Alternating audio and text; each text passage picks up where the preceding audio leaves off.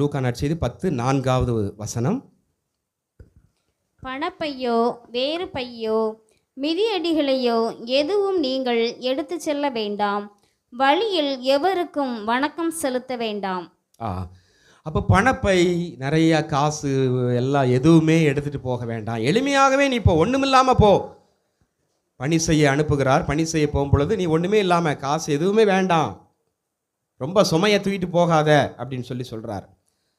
இந்த ரயில் டிக்கெட்டு, பழைய உள்ள ரயில் டிக்கெட்டில் பின்னாடி எழுதியிருக்கும், லெஸ் லக்கேஜ் மோர் கம்ஃபர்ட் ஜேர்னி அப்படின்ட்டு எழுதியிருப்பாங்க. குறைவான சுமை, எளிதான சுகமான பயணம், இனிதான பயணம் அப்படின்ட்டு. அது உண்மைதான். நிறைய தூக்கிட்டு போனால் நமக்கு ஒரு ஃப்ரீயாகவே இருக்காது. கொஞ்சம் லக்கேஜோடு போனோம்னா, சுமையோட போனோம்னா நல்லா சந்தோஷமாக ஃப்ரீயாக பணிச்சு நல்லா பேசிக்கிட்டு நல்லா ஆடி பாடிக்கிட்டு சந்தோஷமாக பிரயாணம் எவ்வளோ தூரம்னாலும் நம்ம பண்ணிடலாம்.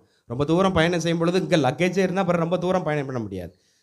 இப்போ அதே போல் பணம், அது இன்றைக்கி ஒரு பெரிய லக்கேஜ், பெரிய ஒரு சுமை. இன்னைக்கு பணம், சொத்து, நகை, ஏகப்பட்ட இது வச்சுருக்கிறாங்க, சுமையோடு இருக்கிறாங்க. ஆனால் வாழ்க்கை சுகமாக இருக்குமா? ரொம்ப சுமையாகத்தான் இருக்கும். வாழ்க்கையும் சுமையாக தான் இருக்கும். அது எதுக்கு? 3 வேளை சாப்பாடு என்ன போதும், நமக்கு தேவையான வீடு இருக்கிறதுக்கு, ஒரு வீடு உடுக்கிறதுக்கு இது. அப்படி இருக்கிறவங்க இன்றைக்கி ரொம்ப சுகமாக இருக்கிறாங்க.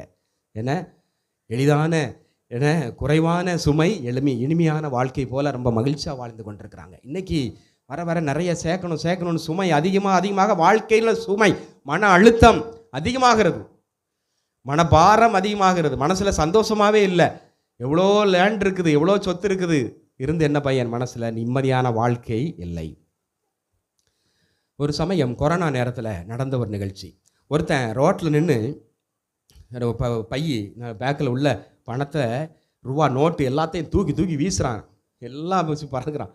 என்னடா பணம் அப்படின்ட்டு எல்லாரும் வந்து புறக்கிட்டு போகிறாங்க.